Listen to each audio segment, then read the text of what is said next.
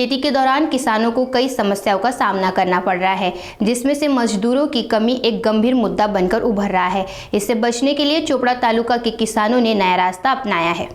ये समस्या खासतौर पर चोपड़ा तालुका में महसूस की जा रही है, जहां किसान हल्दी की कटाई के साथ साथ अरहर की फसल काटने के लिए भी जूझ रहे हैं। इन किसानों का कहना है कि मजदूरों की कमी के कारण वे बेहद परेशान हैं और इसी वजह से कटाई की प्रक्रिया धीमी हो गई है। तालुका के कई किसान मजदूर के अभाव में तुअर की फसल की कटाई के लिए पेड़ काटने वाले कटर की मदद ले रहे हैं। हालांकि ये तरीका नई तकनीकी के रूप में देखा जा रहा है, लेकिन इससे समय और श्रम की बचत भी हो रही है।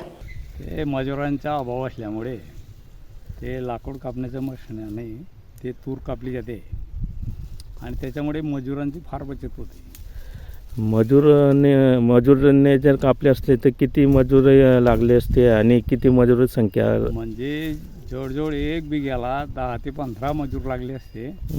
तिथे हे 3 माणसं काम करू शकतात आणि मजुरी वाढली सध्या। हां, सध्या मजुरी तर एवढी भयंकर वाढली आहे की ते मनात येतं ते बोलतात। बरोबर। आणि ते काम अर्धाच पारक करतात, त्यामुळे फार शेतीमध्ये बिकटही वाटतं। मजूर टंचाईमुळे शेतकरी यांचं खूप म्हणजे टाईमावर कामं होत नाही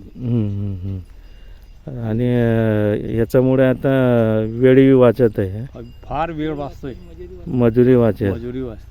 अच्छा, तर आपले पूर्ण किती आहे तूर? आता ही जवळजवळ 8 एकर तूर आहे। 8 एकर। तर मजुराच्या साहाय्याने जर कापणी केली असते तर किती दिवस लागले असते? जवळजवळ त्याला 7-8 दिवस लागून गेले असते, कारण की मजूर अवेलेबलच नाही। 4 मजूर आहेत, त्याच्याकडनं ते शक्यच नव्हतं। आणि आता काय मशीनच्या साहाय्याने किती दिवस लागेल? आता हे 2 दिवसात 3 दिवसात आम्ही याला पूर्ण टाकू। आणि मजूर संख्या म्हणजे 3 लोक करू शकतो, म्हणजे 3 मजूर आम्ही करू शकतो। ते 3 दिवसात काम 3 दिवस, आणि नाही तर 100 मजूर लागले असते तरी झालं नसतं।